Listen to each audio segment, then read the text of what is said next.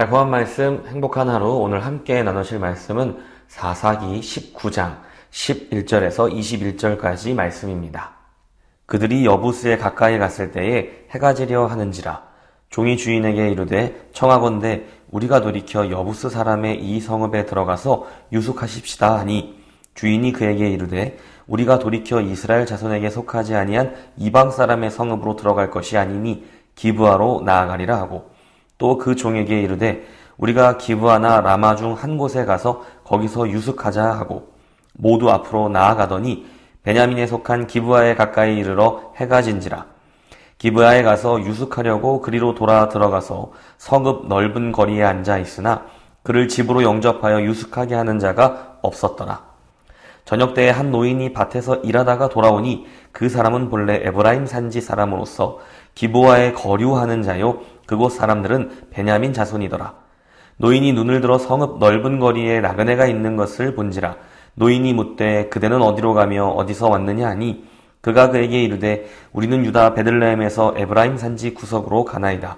나는 그곳 사람으로서 유다 베들레헴에 갔다가 이제 여호와의 집으로 가는 중인데 나를 자기 집으로 영접하는 사람이 없나이다.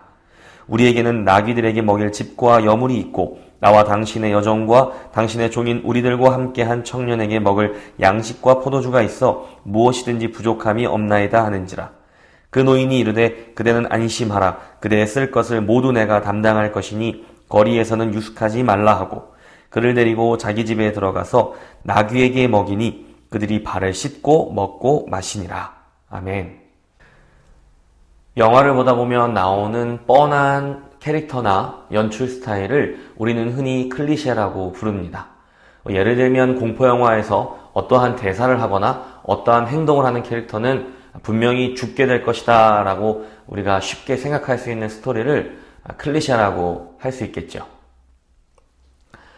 그런데 바로 오늘 성경의 이야기에도 그런 전형적인 공포영화의 클리셰가 나타납니다.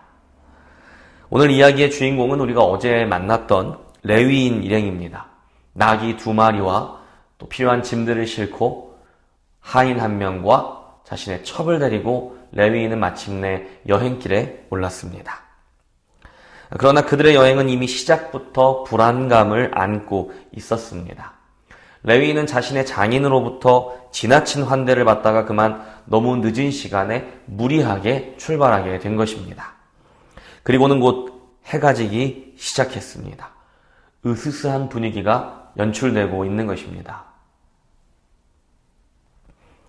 레위인은 아무리 상황이 안 좋아도 이방인의 지역에서 하룻밤을 신이 새질 생각은 없었습니다. 자신들이 환대받지 못할 뿐더러 오히려 위험에 처할 수도 있다고 생각했기 때문입니다. 그런 이유로 레위인 일행은 무리해서 더 멀리까지 이동하게 되었습니다. 가까스로 해질 무렵이 되어서야 베냐민 지파에 속한 기브아라는 지역에 그들은 도착하게 되었습니다. 겨우 한숨을 돌리게 된 레위인 일행은 마을 광장에 앉아서 자신들을 기꺼이 대접해줄 베냐민 사람들을 기다리고 있었습니다. 그 당시 이스라엘 문화에서는 나그네를 대접하는 것은 지극히 당연한 일이었습니다. 심지어 그는 레위인이었습니다. 그날이 우리가 기대할 수 있는 그저 그런 평범한 날이었다면 아마도 많은 사람들이 앞다투어 자신의 집에서 대접하겠다며 이 레위인 일행을 환대해 주었을 것입니다. 그러나 그날은 그들에게 그런 날이 아니었습니다. 해질 무렵이었기 때문에 하루 일과를 마치고 마을의 많은 사람들이 광장을 지나 자신의 집으로 돌아가고 있었습니다. 누가 보아도 나그네의 행색을 하고 있는 이 레위인 일행은 눈을 동그랗게 뜨고서는 지나가는 사람들을 바라보았지만 어느 한 사람 그들이 어디서 왔는지 무엇이 필요한지 묻는 이가 없었습니다.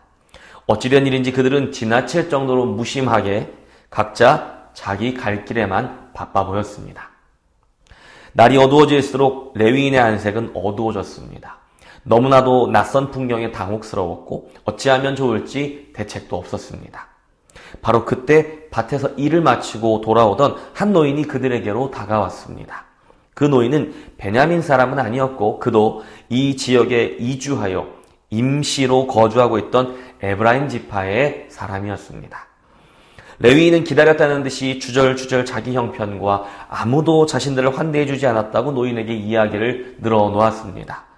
노인은 레위인을 안심시키며 자기 집으로 환대해주겠다며 이렇게 경고합니다. 그 노인이 이르되 그대는 안심하라.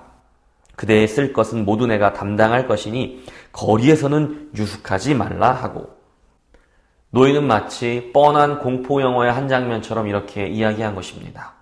우리 집에 와서 머무는 것이 좋을 것이요, 무슨 일을 하든지 간에 거리에서 노숙하는 것은 절대로 안 됩니다 하고 말입니다.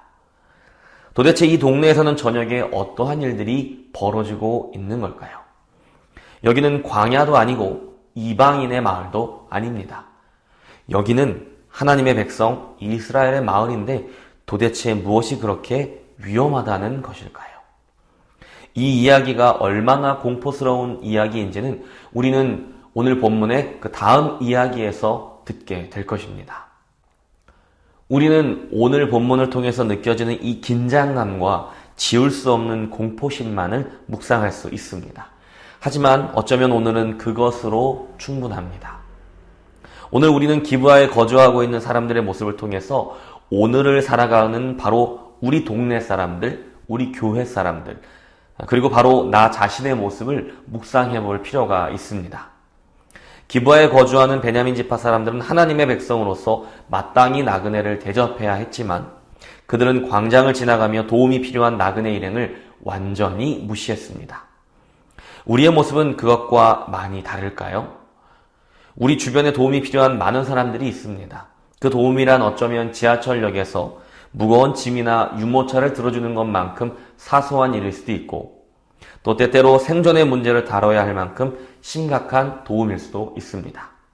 우리는 그런 도움에 대하여 얼마나 주목하는 사람들일까요?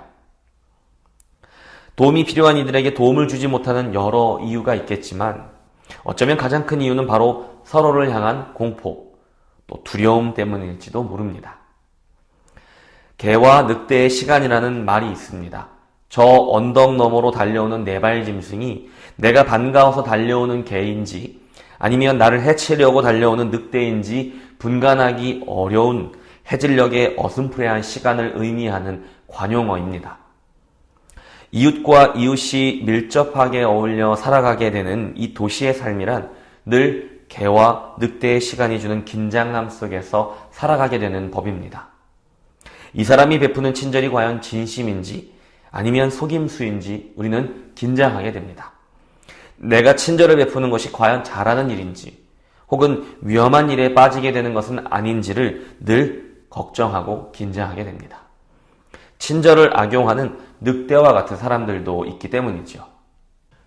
오늘 본문에 놓이는 마치 공포영화의 흔한 클리셰처럼 이곳에서는 절대로 밖에서 노숙하지 마시오 하고 경고를 날리고는 손님을 어서 자신의 집에 들인 후 문을 걸어 잠궜습니다. 우리의 삶도 크게 다르지 않습니다. 서로가 서로에게 늑대가 될지도 모른다는 두려움 때문에 우리는 낮이고 저녁이고 문을 걸어 잠가야만 합니다. 이런 날카로운 도시의 삶을 살면서 누군가를 환대하고 환대받는다는 것, 나그네를 돕기 위해 걸어놓았던 문을 열어주는 것은 결코 쉬운 일이 아닐 것입니다. 그러나 우리는 우리를 환대해 주신 하나님의 환대를 기억해야 합니다. 나그네와 같은 우리를 하나님의 잔치에 초대해 주셨던 일을 기억해야만 합니다. 하나님은 우리를 하나님의 교회로 먼저 초대해 주셨고 환대해 주셨습니다.